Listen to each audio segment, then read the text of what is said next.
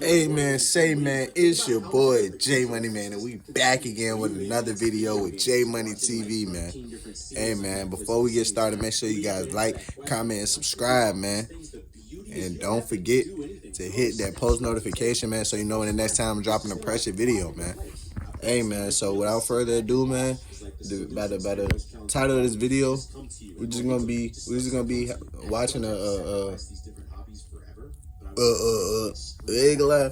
But nah, we're gonna be watching a self-improvement video, man, just to help all the men out there, and just try to get better, every single day as a man, and as a woman too. As a woman, you have to be intellectual, you have to be smart, intelligent, you have to be stoic, you have to be, well, not stoic, you got to be feminine, you got to be you got to be friendly, you got to be cautious, you got to be strong. I mean, so, and as men, we got to be protective, providing, strong, sometimes nurturing, stoic, brave. We gotta be brave. We gotta be loyal. We gotta be, come on, man. We gotta have all these attributes, man. So it's just like self-improvement videos. I just take a liking to them because it really help you improve your life and everything like that, and everything that you have going on in your life, and focus on things and dreams that you want to accomplish and goals that you want to accomplish. And I just like watching them.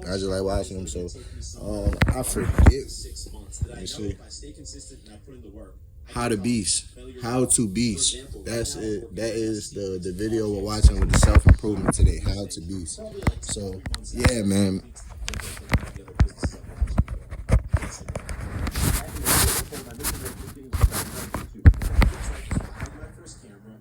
To 2 videos per week. That only took me like 3 weeks to accomplish because I bought the camera on Amazon and then I just started filming videos. Maybe you want to move to a new city. That should only take like 1 month of planning, the logistics of the job and where you're going to live. And then after that, you should be able to execute it and be there in 2 or 3 months. Or for those of you who are trying to level up your money, your first mission could be learning a high leverage skill that's in demand, because that's going to allow you to get a higher paying job. Then you can start saving up money, and now you'll have the financial security to do something like launching your own business or traveling the world. And that's the main reason I recently partnered with Course Careers. This is a place that allows you to learn these type of skills like technology sales or software development. A lot of guys have signed up, used Course Careers, learned one of these skills, and then quickly landed a job with a starting salary of like 60 to 80K. That being said, I'll drop a link down in the description where you can get started for free. And if you click that link, it's also going to get you $50 off the full course. Check it out. Step 4, build self-trust. So I have a serious question for you.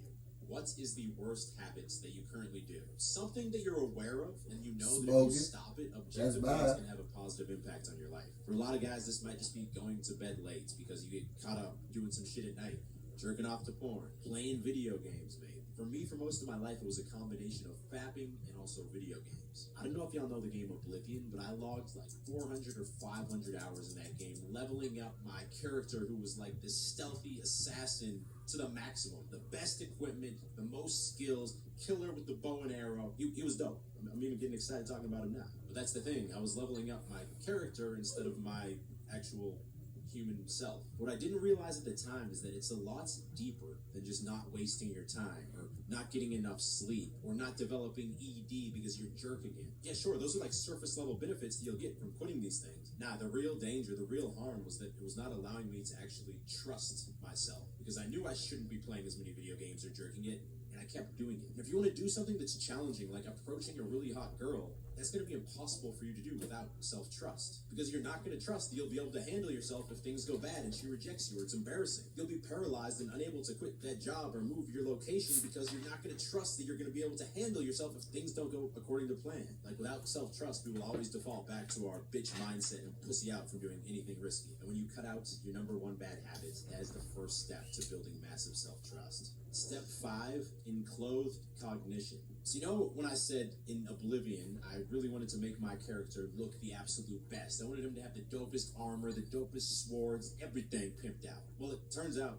that's how we should behave in our actual life as well, because they've done studies on this thing called enclothed cognition. So ready, there was this experiment with 2 groups of people. One group wore a lab coat, like a doctor's coat. The other group wore their normal clothes, right? And then they had them perform these difficult tasks and told them to do it as fast as possible. And the shocking thing is that the group with the lab coats on made half as many errors as the other group. And what this proves is that the clothes you wear change how you behave and how you perform. They didn't get their PhDs and become doctors overnight. Nah, motherfucker, they just felt a lot smarter. And more than that, they actually performed smarter. So it's like the same way when my video game character looks badass, I was probably a little bit better fighting with him. In real life, if I look more badass, I'm also going to perform better. I used to dress like any other average dude.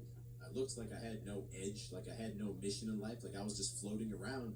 That's also how I felt. Now I take ownership for my wardrobe and I try to dress like a man on a mission because that's how I want to perform and that's how I want to move. For me, that means keeping a fresh haircut, keeping my beard groomed, making sure my clothes also match that vibe. And this is something you can apply to your gym wardrobe, your work wardrobe, your day-to-day casual wardrobe. You should always look and feel, because when you look that way, you're going to feel that way like a boss. Step 6, the biggest waste. So question for you. What is the biggest waste in your life that if you removed it would immediately have the biggest positive impact on your life? This is different than a bad habit, by the way. That's not what I'm talking about. I want you to think more like what is something that you do or you have to wait on a week-to-week basis that just does not allow you to perform as optimally and as productively as possible. Maybe you're trying to shoot content, but you rely on your friend's camera, so you always have to wait on his schedule to be free in order to do the work that you want to do. In that case, it's going to be a very good investment to buy your own shit, buy your own gear. Maybe you're trying to work on your dating life, but you still live at your parents' place, and that constantly causes issues because you can't ever have a girl back to your place, right? And it's also probably preventing you from growing into your own man. It's constantly being under your parents' sphere of influence as well. Something to think about. For you, it would be a very powerful investment to invest into your own apartment and start living on your own.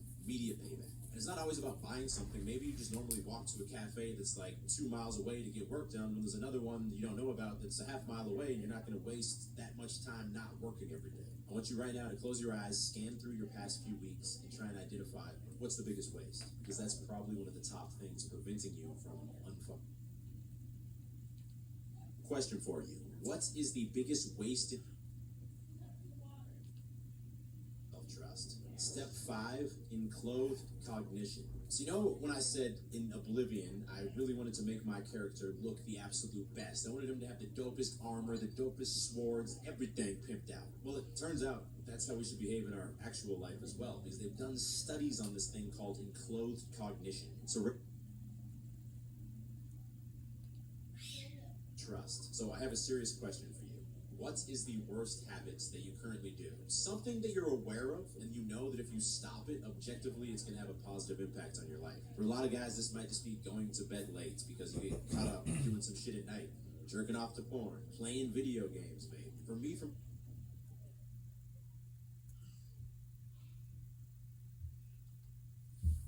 Step 3, set your sail. So when it comes to self-improvement, probably like the least sexy thing is goal setting. It's like, yeah, bro, I get it. I need to have goals, but I've never been a fan of like the self-improvement nerds, no offense, telling you how you have to be all technical. You got to set up your Venn diagram over the next 6 months, 12 months, 18 months of your spiritual goals, your physical goals, your emotional goals, your intrapersonal goals. If that's for you, okay, cool, bro. Have fun jerking off to your goals the next 2 years.